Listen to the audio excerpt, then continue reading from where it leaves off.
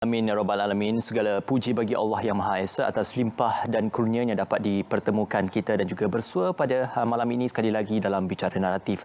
Mukadimah dalam Bicara Naratif pada malam ini kami mulakan dengan merafak sembah tahniah atas Hari Keputeraan Rasmi ke-bawah Duli Yang Maha Mulia Seri Paduka Baginda Yang di-Pertuan Agong Al-Sultan Abdullah Riayatuddin Al-Mustafa Billah Shah Ibni Almarhum Sultan Haji Ahmad Shah Al-Musta'in Billah, dan sememangnya kami seluruh rakyat Malaysia merafak sembah menjunjung kasih atas segala khidmat dan juga bakti kepada Yang Maha Mulia Seri Paduka Baginda Yang di-Pertuan Agong selaku Seri Paduka Baginda Yang di-Pertuan Agong ke-16. Daulat Tuanku, Dirgahayu Tuanku. Pemilihan tajuk dan juga konotasi Dirgahayu Tuanku pada malam ini untuk kita memulakan mukadimah bagi Bicara Naratif. Saya suka untuk mengambil kembali tamsilan oleh Dewan Bahasa dan Pustaka dalam Kamus Dewan diterbitkannya, memberikan konotasi dan juga tamsilan Dirgahayu itu ialah dipanjangkan usia dan juga dilanjutkan umur.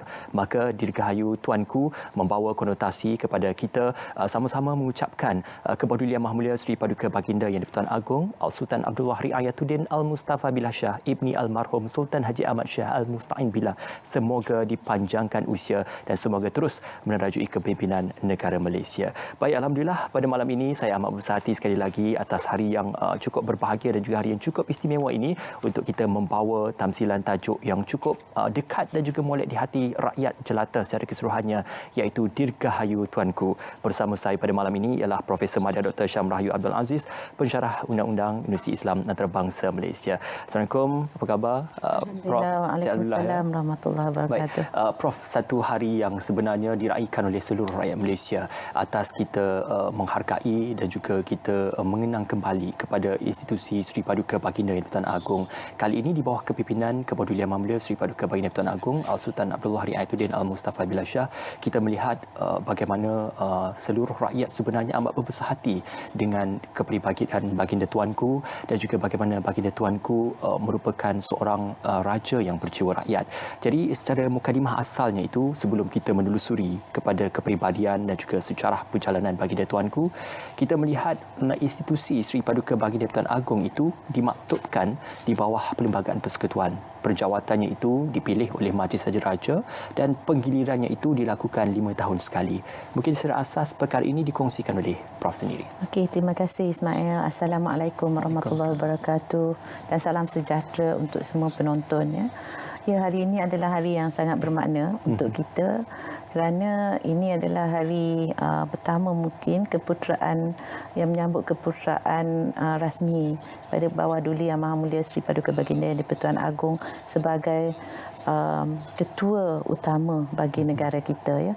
Ya, dari segi kedudukannya, sebelum saya pergi kepada perlembagaan, suka saya kongsi dengan para penonton semua bahawa institusi Yang di-Pertuan Agong ini adalah satu institusi yang berperanan dari segi undang-undang dan juga dari segi sosial. Sebab sejarahnya telah membuktikannya begitu ya.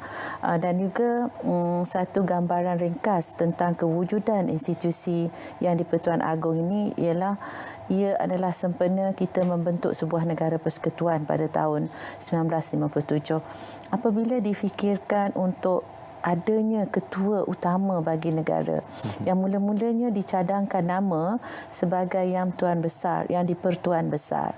Kemudian apabila difikirkan ada mungkin persamaan dengan Yang Tuan Besar di Negeri Sembilan, maka diubah menjadi Yang di-Pertuan Agong. Jadi di sini wujudnya satu kesepaduan, kesepakatan, pemuafakatan antara raja-raja di negeri-negeri untuk membentuk satu institusi beraja yang tertinggi bagi keseluruhan persekutuan. Seperti yang kita maklum, kita mempunyai 9 buah negeri yang mempunyai raja-raja, mempunyai sultannya sendiri, dan pada pewujudan Tanah Melayu pada tahun 1957, 2 buah negeri tidak mempunyai raja. Jadi apabila kita memikirkan mengikut sejarah untuk kita mengadakan institusi beraja pada keseluruhan Persekutuan Tanah Melayu, maka perlu diwujudkan juga institusi pada peringkat persekutuan untuk menjadi peneraju pemimpin tertinggi kepada negeri-negeri yang tidak mempunyai raja. Maka itu juga antara peranan dan fungsi institusi Yang di-Pertuan Agong. Ya, kalau kita lihat kepada peruntukan perlembagaan perkara 35 dibaca dengan jadual ketiga dan mengenai pelantikan atau pemilihan yang di Pertuan Agong ini, sememangnya kita amat arif. Kita dah baca peruntukan-peruntukan berkaitan bahawa Majlis Raja-Raja adalah institusi beraja pada peringkat persekutuan yang memilih atau mengundi siapa yang akan menjadi yang di Pertuan Agong pada pusingan pertama mengikut kekanan dari segi lantikan di negeri. Pusingan pertama maksudnya setelah berlakunya semua raja-raja telah mengambil tahta yang di Pertuan Agong dan sampailah ke tahta yang paling bungsu lah, maknanya sultan yang paling lambat mengambil tahta di peringkat negeri. Kemudian pasal pusingan kedua tu dia telah mengikut susun atur yang telah disediakan pada pusingan pertama. Jadi pada pemilihan yang di Pertuan Agong ini, Majlis Raja-Raja akan diwakili oleh patang tubuh raja dari negeri itu untuk mengundi, menentukan siapa yang akan mengambil tahta yang di Pertuan Agong. Ya. Jadi peranan Majlis Raja-Raja itu nampak jelas dan antara peranan utamanya ialah untuk memilih yang di Pertuan Agong melalui undian. Kita dah banyak berbincang tentang ini semasa permasyuran ke bawah duli yang ke bawah duli Yang Maha Mulia Seri Paduka Baginda yang di Pertuan Agong awal tahun lepas lah. Ya. Baik, satu perkara yang cukup menarik juga untuk kita berikan suluhan yang mendalam ialah apabila kita bercerita tentang institusi Seri Paduka Baginda yang di Pertuan Agong, bukan saja bercerita tentang ketua ataupun pemerintah tertinggi negara, pemerintah tertinggi bagi agama, tetapi juga bagi tiga pengesingan kuasa yang telah pun menjadi rangka dan juga gerak kerja pentadbiran Malaysia, legislatif, judisiari dan juga eksekutif. Makanya dalam eksekutif kita melihat antara contohnya ialah pelantikan Yang Amat Berhormat Perdana Menteri mendapat perkenan oleh Seri Paduka Baginda Pertuan Agong. Bagi judisiari, pelantikan Yang Amat Arif Ketua Hakim Negara juga mendapat perkenan daripada Seri Paduka Baginda Pertuan Agong. Malah dalam legislatif, setiap bil ataupun usul itu di akhirnya itu akan diperkenankan oleh Seri Paduka Baginda Pertuan Agong.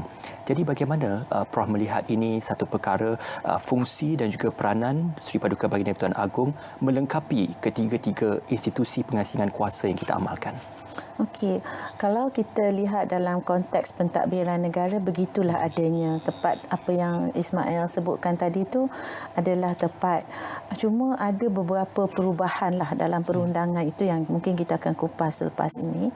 Tapi yang lebih penting juga ialah tentang kedudukan institusi yang di Pertuan Agong itu dalam konteks sosial. Saya sebut juga tadi sedikit tentang bagaimana penerimaan masyarakat Malaysia institusi beraja itu. Kalau di negeri memang kita telah tahu bahawa institusi itu wujud ratusan tahun, sudah lama. Tapi pada peringkat persekutuan ini ia wujud pada tahun 1957 saja, ya.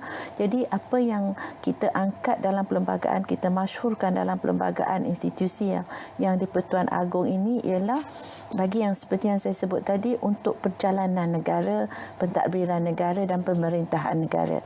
Dalam konteks pentadbiran seperti Ismail sebut tadi jugalah, dalam konteks eksekutif contohnya, konteks legislatif contohnya dan juga konteks judiciary tersebut, ya. Jadi cuma dari segi perinciannya sekarang banyak perbahasan tentang sejauh manakah kuasa yang di Pertuan Agong berkaitan dengan eksekutif.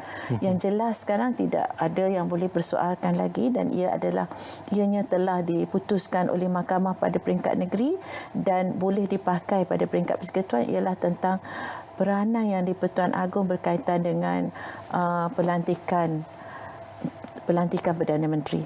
Sangat jelas. Ia adalah peranan yang di Pertuan Agong. Jadi kalau kita merujuk secara perinciannya dalam perkara 39 Perlembagaan Persekutuan menyatakan bahawa kuasa eksekutif yang di Pertuan Agong itu kuasa eksekutif itu diletak hak kepada yang di Pertuan Agong. Maknanya yang di Pertuan Agong lah yang mempunyai kuasa eksekutif dan tertakluk kepada undang-undang, baginda boleh melaksanakan kuasa itu. Jadi jelas kombinasi antara institusi beraja dan amalan negara yang kita kenali sebagai demokrasi berparlimen itu berjalan serentak. Baik.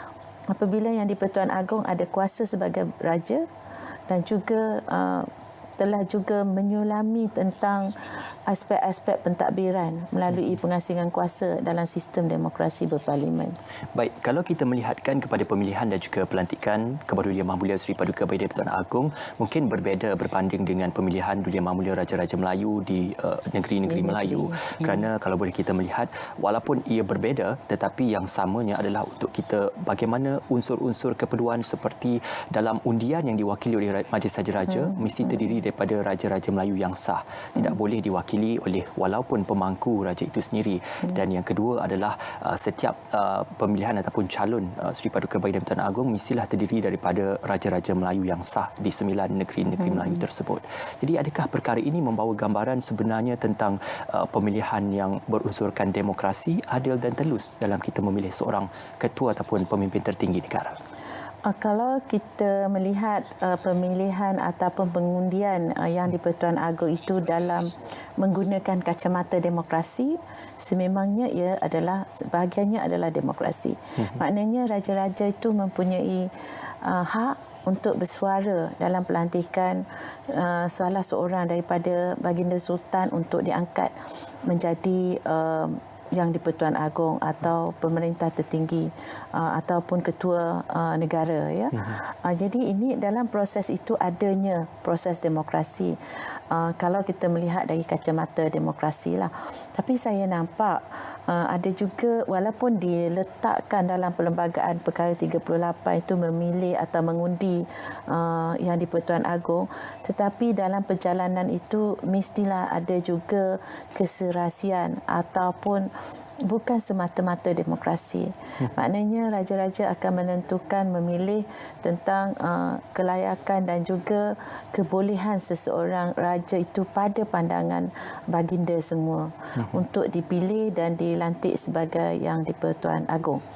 Kita lihat juga dalam proses lantikan itu mengikut peruntukan perlembagaan menyatakan bahawa raja itu, seseorang raja itu akan boleh atau dilantik sebagai yang di Pertuan Agong apabila mendapat undi majoriti. Mungkin itu dikatakan demokrasi lah. Tetapi pada masyarakat umum tidak diumumkan secara majoriti itu. Biasanya dia akan diumumkan sebagai pemilihan yang dibuat oleh Majlis Raja-Raja. Ini satu model ataupun satu contoh tauladan yang kita perlu ambil. Walaupun orang kata melalui demokrasi majoriti atau minoriti, tetapi keputusan akhirnya dianggap sebagai keputusan unanimous, sebulat suara. Maknanya keputusan Majlis Raja-Raja itu sendiri merupakan asas kepada penubuhan institusi Seri Paduka Baginda Pertuan Agong dalam kita memilih seorang pemimpin negara dan juga ketua agama. Baik, bicara naratif akan berjeda seketika, semuanya kembali nanti dalam topik Dirgahayu Tuanku.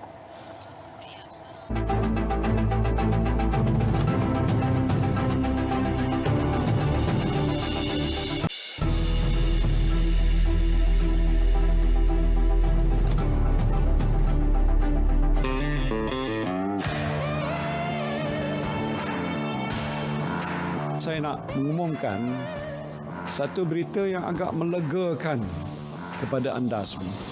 PKPB yang akan berakhir pada 9 Jun 2020 akan digantikan dengan Perintah Kawalan Pergerakan Pemulihan atau PKPP yang akan bermula pada 10 Jun 2020 hinggalah 31 Ogos 2020. Dalam tempoh PKPP ini, lebih banyak kelonggaran diberikan kepada saudara-saudari untuk menjalani aktiviti kehidupan seharian di samping mematuhi SOP secara berterusan.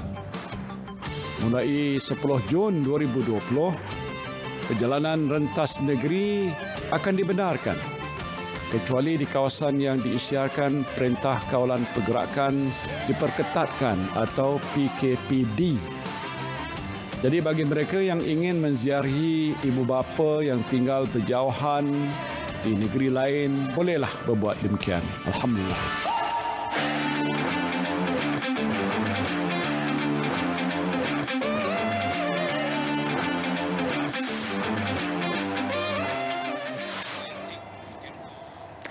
Baik, itu dia tadi Perintah Kawalan Pergerakan Pemulihan yang diumumkan oleh Yang Amat Perdana Menteri Tan Sri Muhyiddin Yassin dalam kita melihat bagaimana ekonomi yang digerakkan dan juga dijana semula bagi sama-sama kita mendepani pandemik COVID-19.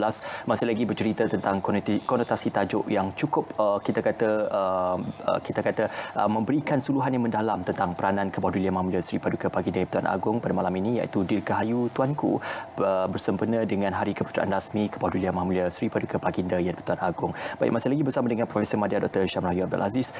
Prof, kalau kita melihatkan dan juga kita mengimbau kembali putusan ataupun penzahiran titah diraja Kebaudulian Yang Mulia Seri Paduka Baginda Yang di-Pertuan Agong yang mungtahir banyak memperingatkan masyarakat, pemimpin dan keseluruhan rakyat khususnya tentang peranan kita semua dalam mendepani pandemik COVID-19.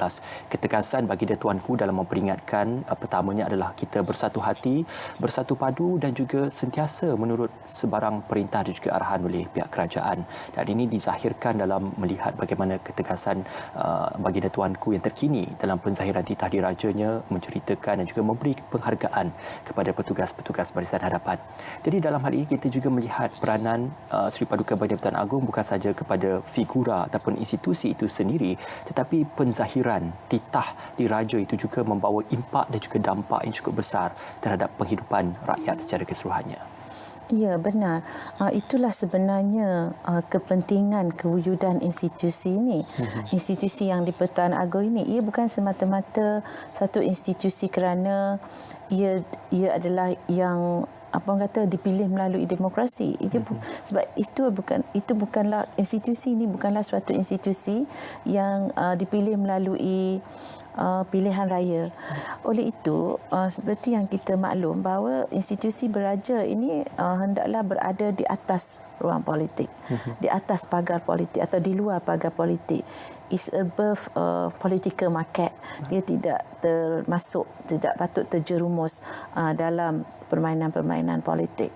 Ini penting sebab dalam keadaan semasa apabila kita mengalami beberapa krisis politik juga dan pada masa yang sama kita mengalami krisis pandemik ini COVID-19 dan seterusnya kesan langsung daripada COVID-19 ini ia mungkin kepayahan berkaitan dengan ekonomi.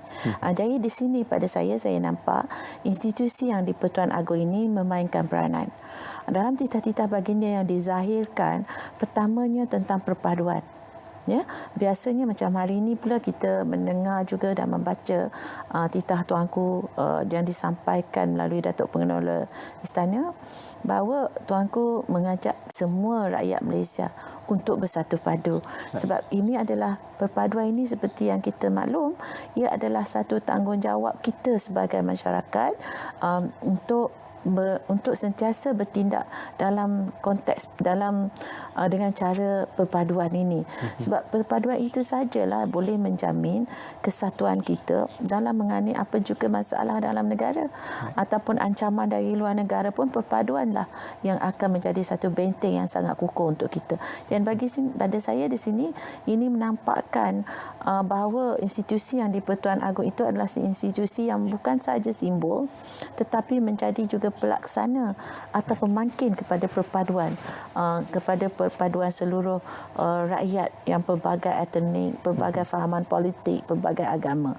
Inilah fungsi institusi yang di-Pertuan Agong yang diniatkan supaya ianya menjadi satu institusi itu menjadi satu mekanisme untuk kita mencapai perpaduan. Selain itu saya perhatikan juga titah-titah Kebawah-Duli Yang Maha Mulia Seri Paduka Baginda di-Pertuan Agong memangnya berkaitan dengan kemelut yang kita hadapi ni, COVID-19, bagaimana keprihatinan baginda yang itu juga telah menonjolkan kepribadian baginda itu sendiri dan dengan rasa hubungan yang baik atau harmoni, hubungan yang menyantuni rakyat, mencemaduli ke tempat-tempat, melihat bagaimana pihak berkuasa ataupun frontliners kita melaksanakan tanggungjawab dan amanah mereka.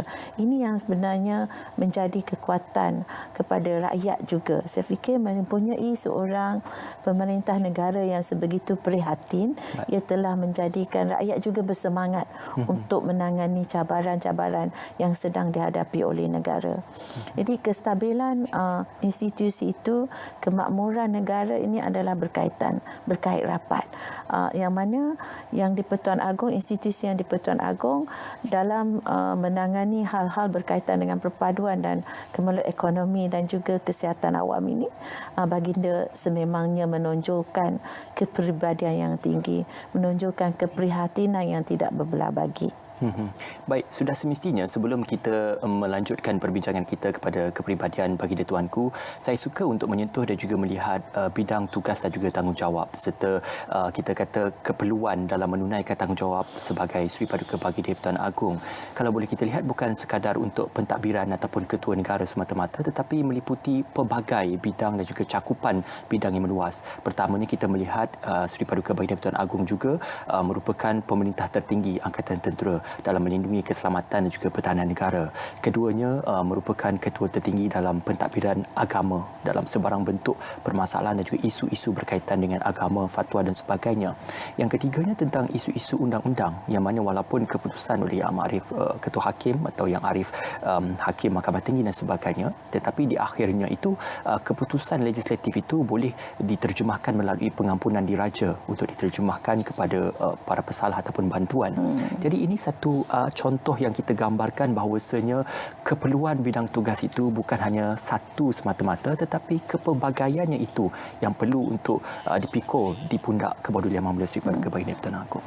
Cantik sekali uraian yang Ismail berikan untuk kita panjangkan lagi perbahasan itu, ya. Ya, benar, kalau kita lihat dalam konteks pembahagian yang awal tadi Ismail sebut tentang pembahagian 3 badan kerajaan itu, yang mana yang di-Pertuan Agong berada dalam setiap ketiga badan itu, dan selain daripada itu yang tidak dinyatakan secara langsung dalam peruntukan-peruntukan perlembagaan ialah peranan yang berkaitan dengan perpaduan tadi. Kalau kita lihat pada secara langsung dalam perlembagaan persekutuan, ia bukan semata-mata yang merujuk kepada pembahagian tugas eksekutif, legislatif dan judiciary itu. Jadi inilah yang penting. Kalau kita kata Kebaudulian Yang Maha Mulia Sri Paduka Baginda merupakan pemimpin ataupun pemerintah tertinggi Angkatan Tentera, apa maknanya itu? Itu adalah berkaitan dengan keselamatan negara. Dan begitu juga dengan perkara 150 Perlembagaan Persekutuan, iaitu berkaitan dengan pengisytiharan darurat. Walaupun ada perbahasan menyatakan bertindak atas nasihat dan sebagainya, tapi sebenarnya kalau kita ikut sejarah, kita lihat bahawa kuasa berkaitan dengan perang pada asalnya dari sejarah ini, pengisytiharan perang adalah kuasa baginda raja sebelum kita ada peruntukan dalam perlembagaan. Ini menunjukkan bahawa walaupun kita telah masukkan dalam perlembagaan itu, dari segi semangat untuk menjaga keselamatan negara itu masih lagi berada dalam institusi beraja. Maknanya baginda tidak boleh mengambil ringan apa juga tanggungjawab yang telah dilaksanakan oleh pihak parlimen, contohnya dalam hal-hal berkaitan dengan keselamatan negara. Dan sebab itu kita lihat juga dalam peruntukan perlembagaan berkaitan dengan dasar-dasar negara juga yang di-Pertuan Agong boleh memberikan pandangan baginda. Bahkan kalau kita lihat kepada laporan Suruhanjaya Red, walaupun kita kata ia tidak mengikat, tapi ia juga boleh menunjukkan semangat yang ada dalam perlembagaan tu.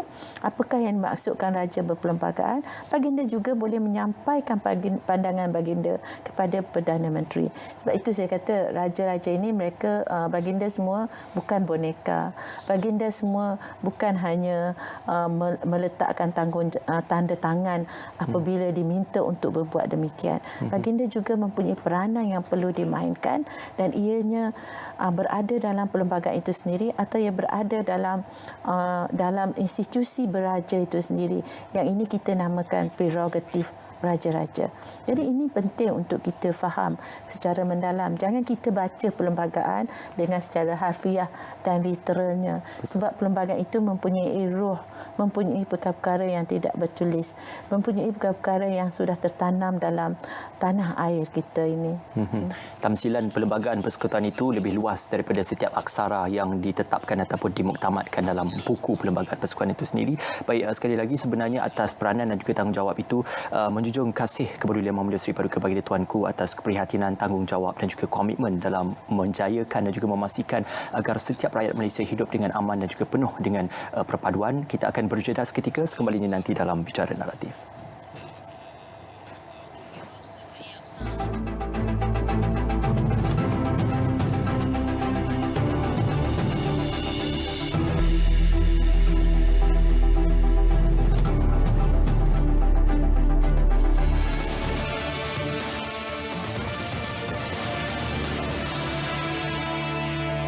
Untuk terus menggalakkan digitalisasi dalam sistem penyampaian perkhidmatan kerajaan ke arah revolusi industri 4.0, kerajaan akan menyediakan lebih banyak perkhidmatan secara dalam talian ataupun e-counter. Ini termasuklah melaksanakan proses mematikan stem, menyemak dan menuntut wang tidak dituntut bermula 1 Oktober 2020 dan sesi e-temuduga bagi permohonan beasiswa kerajaan.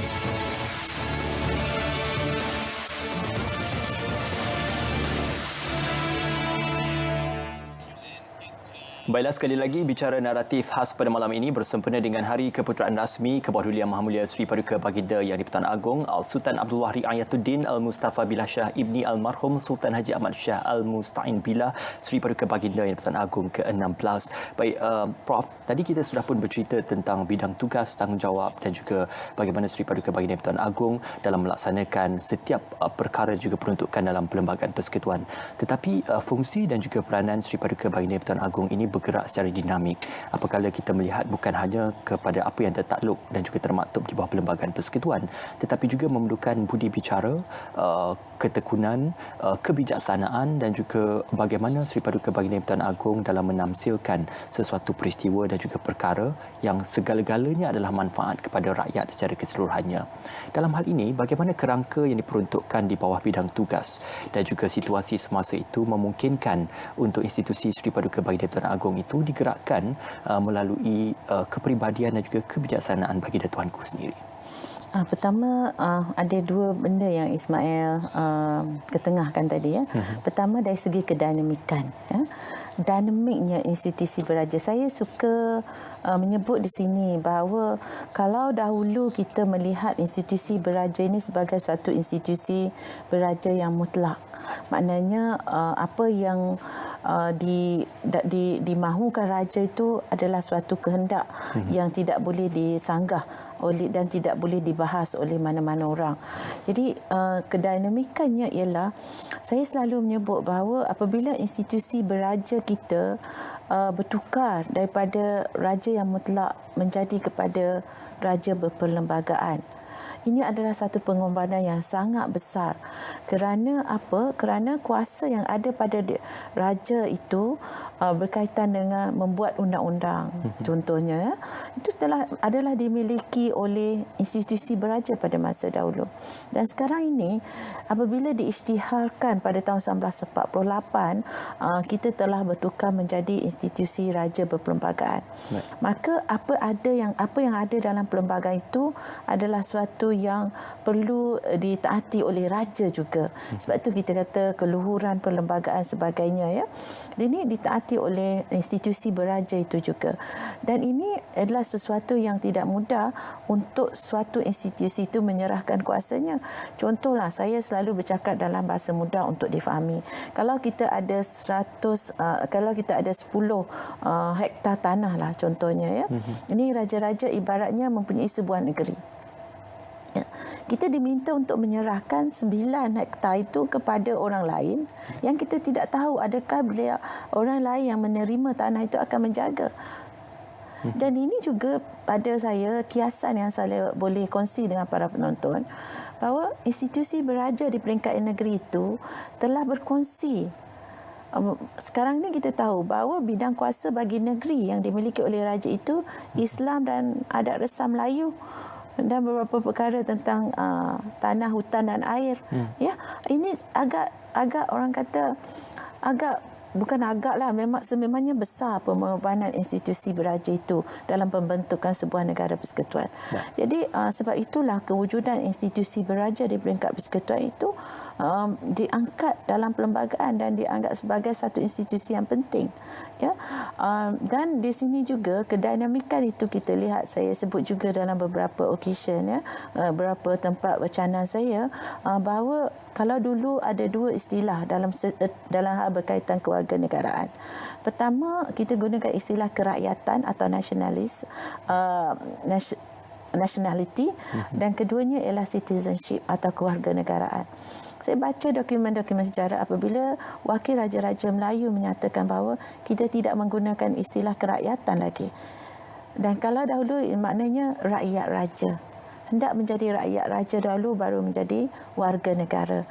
Sekarang apabila kita membentuk sebuah negara persekutuan, ia sudah menjadi kewarganegaraan. Konsep nationality, rakyat bagi negeri itu tidak wujud lagi.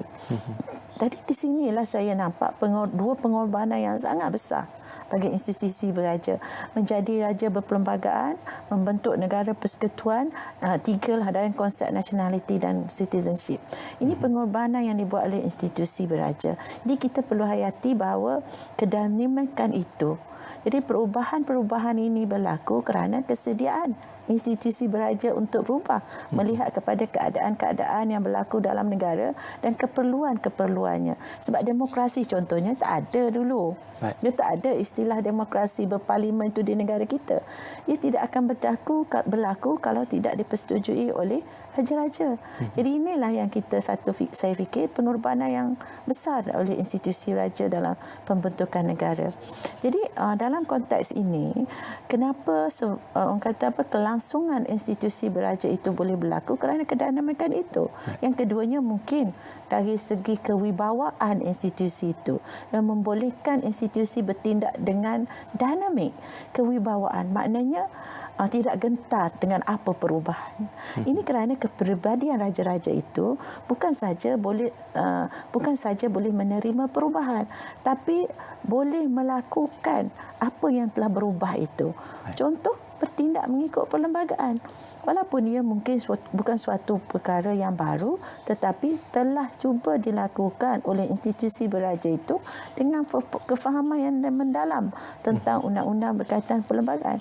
Dari bercakap tentang ini, saya nampak Kepala Duli Yang Maha Mulia Seri Paduka Baginda Sultan Abdullah ini telah melalui satu cabaran yang sangat besar berkaitan dengan pelaksanaan dan kedinamikan institusi baginda itu, terutamanya dalam kemelut politik yang kita juga telah lihat bagaimana kesukaran baginda untuk menangani krisis politik baru-baru ini. Begitu juga dalam keadaan semasa. Jadi saya nampak apa yang telah dilakukan oleh baginda itu menepati peruntukan perlembagaan, menghormati keluhuran perlembagaan. Baik. Apakala Prof bercerita tentang dinamik dan juga perubahan bagi sesuatu ataupun sebuah institusi diraja ataupun institusi beraja itu sendiri, kita melihat sebenarnya peranan Seri Paduka Baginda Pertuan Agong tidak boleh dipisahkan dengan Mahdi Sejaraja. Juga hubungan erat dan juga akrab antara Seri Paduka Baginda Pertuan Agong dan juga raja-raja Melayu, malah dengan Baginda Tuanku Sultan Brunei juga diperlihatkan dalam pelbagai adat istiadat yang melibatkan raja-raja Melayu dan Seri Paduka Baginda Pertuan Agong. Tetapi ini tidak bermakna institusi Seri Paduka Baginda Pertuan Agong itu kita kata dalam urusan negeri-negeri itu baginda masih lagi menyerahkan keputusan pentadbiran negeri-negeri di bawah pentadbiran Duli Yang Maha Mulia Sultan bagi setiap negeri-negeri Melayu itu. Jadi ini satu perkara dan juga kita kata perincian tentang pembahagian kuasa yang cukup jelas tentang peranan Seri Paduka Baginda Pertuan Agong sebagai ketua negara dan juga raja-raja Melayu bagi setiap negeri-negeri Melayu. Kalau kita lihat kepada peruntukan perlembagaan, kita mempunyai 3 institusi beraja di negara kita. Pertama, institusi raja di negeri-negeri atau kita panggil sultan, dan bagi Perlis kita panggil raja, ataupun di negeri 9 tu yang di Pertuan Besar. Dan ada pembesar-pembesarnya di negeri 9. Ini agak unik lah. Okey. Jadi di sini kita ada satu institusi di negeri-negeri, keduanya institusi Majlis Raja-Raja seperti Ismail sebut tadi, dan kemudiannya kita ada institusi yang di-Pertuan Agong itu sendiri. Seolah-olah kita nampak ada pengasingan kuasa antara Majlis Raja-Raja dan yang di-Pertuan Agong itu sendiri. Tetapi saya fikir apabila kita lihat apa yang telah dilakukan oleh Kebawah Duli Yang Maha Mulia Sultan Abdullah semasa menentukan siapa yang mempunyai kepercayaan majoriti pada peristiwa akhir Februari dan awal Mac lepas, baginda telah secara tidak rasmi berbincang dengan raja-raja di peringkat negeri dan dalam institusi Majlis Raja-Raja. Kenapa? Sebab hubung kait antara persekutuan dan negeri ini sangat rapat. Kalau kita lihat dalam kemenut politik, apa yang berubah di peringkat persekutuan mungkin juga akan berubah di peringkat negeri, dan ia telah berbukti.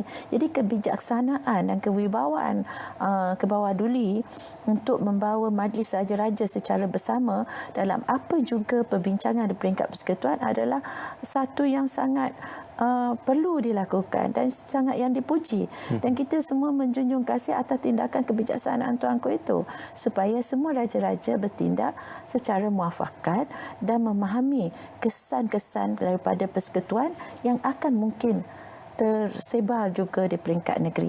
Jadi hubung kait antara keduanya masih ada, walaupun ada setengah-setengah perkara, dan saya tahu raja-raja di negeri itu sangat menghormati institusi yang di-Pertuan Agong dan menghormati kuasa yang ada pada yang di-Pertuan Agong, sebab baginda semua telah memilih yang di-Pertuan Agong ini dan meletakkan kepercayaan kepada salah seorang daripada baginda sultan itu untuk menjadi ketua kepada seluruh persekutuan.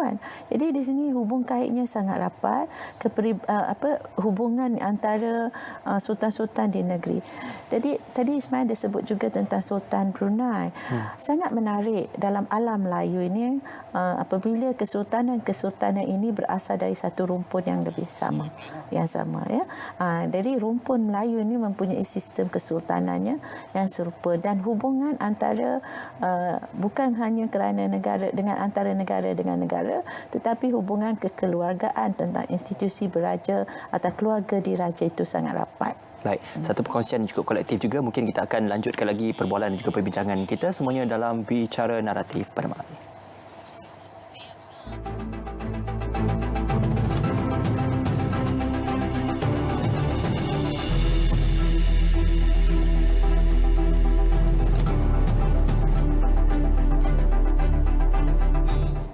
Bicara Naratif bersua kembali merafak sembah tahniah atas keputusan rasmi Kebawah Duli Yang Maha Mulia Seri Paduka Baginda Pertuan Agong Al-Sultan Abdullah Riayatuddin Al-Mustafa Billah Shah Ibni Almarhum Sultan Haji Ahmad Shah Al-Musta'in Billah pada hari ini. Tarikhnya pada 8 Jun 2020. Baik, Prof, tadi kita bercerita peranan institusi Seri Paduka Baginda Pertuan Agong. Tetapi membawa kepada peranan Seri Paduka Baginda Pertuan Agong dan juga melihatkan kepada konotasi institusi itu bukan institusi baginda sebagai figura seorang semata-mata, tetapi juga membawa bersama institusi keluarga diraja Seri Paduka Baginda Yang di-Pertuan Agong, termasuklah Kebawah Duli Yang Maha Mulia Seri Paduka Baginda Raja Permaisuri Agong dan juga anak-anak baginda serta pemangku raja itu sendiri. Jadi dalam hal ini bagaimana kita melihat cabarannya dalam kita memperlihatkan institusi Seri Paduka Baginda Pertuan Agong digerakkan sekali dengan peranan institusi keluarga diraja Seri Paduka Baginda Yang di-Pertuan Agong? Saya sangat setujulah. Maknanya apabila kita melihat kepada institusi beraja itu bukan batang tubuh Kebawah Duli seorang saja yang diperhatikan rakyat.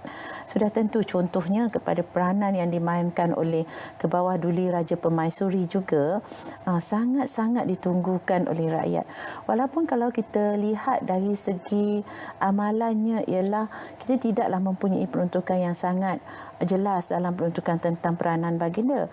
Tetapi contoh cuma ada dalam perkara 32 itu bahawa baginda merupakan orang kedua terpenting bagi negara, ya. Selepas Kebawah Duli Yang Maha Mulia Seri Paduka Baginda di Pertuan Agong.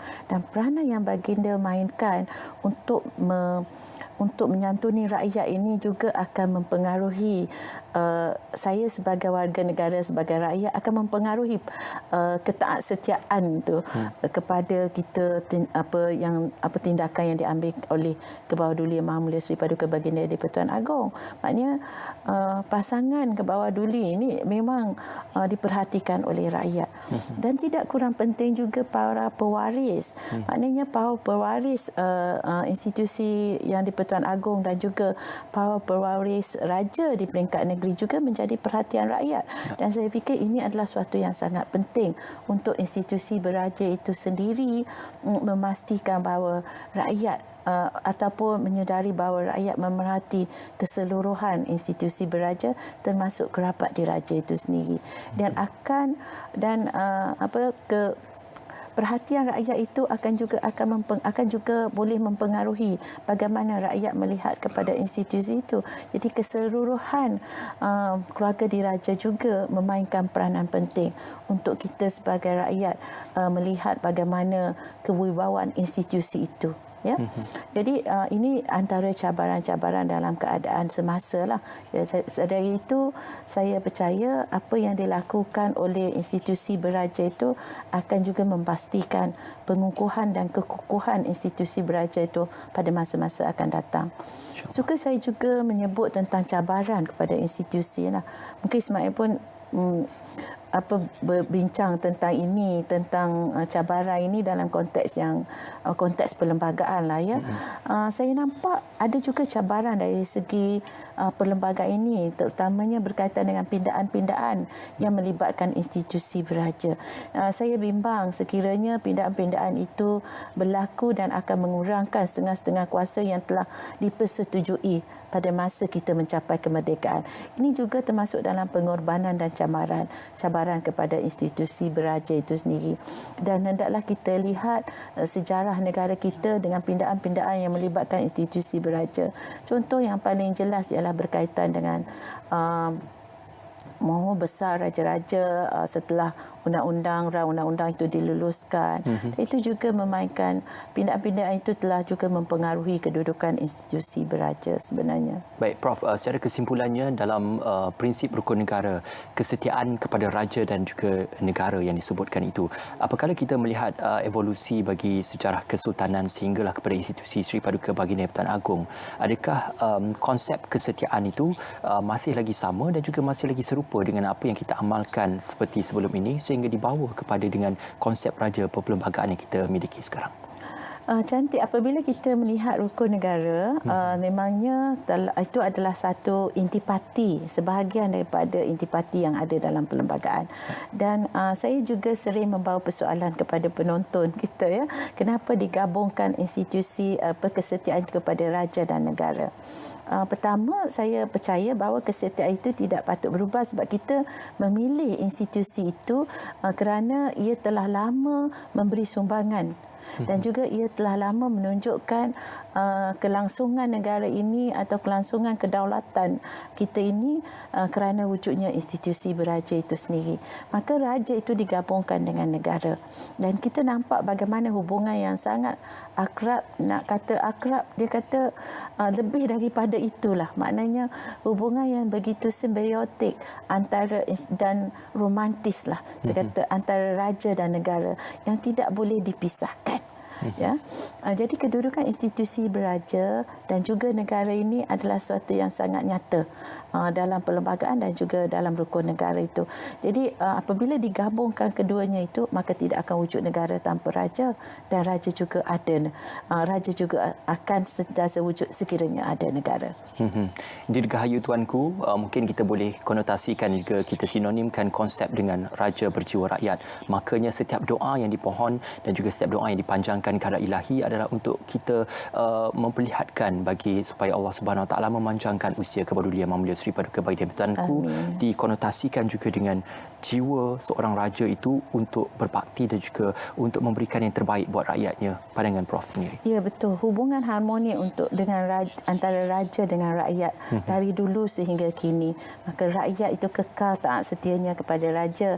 Raja itu tetap dengan keadilannya sebagai wa'ad baginda di dalam jadual ke-4 tempat perlembagaan persekutuan, dan di situ kita nampak peranan yang di-Pertuan Agong sebagai institusi di peringkat persekutuan dan kepala utama negara mentadbir negara dengan keadilan menurut peruntukan perlembagaan, keluhuran undang-undang, dan juga sentiasa memelihara agama Islam menjadi simbol perpaduan dan menjaga keseluruhan rakyat Malaysia merentas agama, bangsa dan keturunan. InsyaAllah, institusi Seri Paduka Baginda Yang Pertuan Agong selaku Ketua Tertinggi Negara dan juga Agama dalam kita membentuk perpaduan dan juga menjaga perlembagaan persekutuan. Terima kasih sekali lagi pada Profesor Madya Dr. Syamrahyuh Abdul Aziz, Pensyarah Undang-Undang Universiti Islam Antarabangsa Malaysia. Sekali lagi kami di Radio Televisyen Malaysia mengucapkan merafak sembah tahniah atas Hari Keputeraan Rasmi Kebaudulian Maha Mulia Seri Paduka Baginda Yang Pertuan Agong Al-Sultan Abdul Wah Riayatuddin Al-Mustafa Billah Shah Ibni Almarhum Sultan Haji Ahmad Shah Al-Musta'in Billah, dan seketika nanti kita akan menyaksikan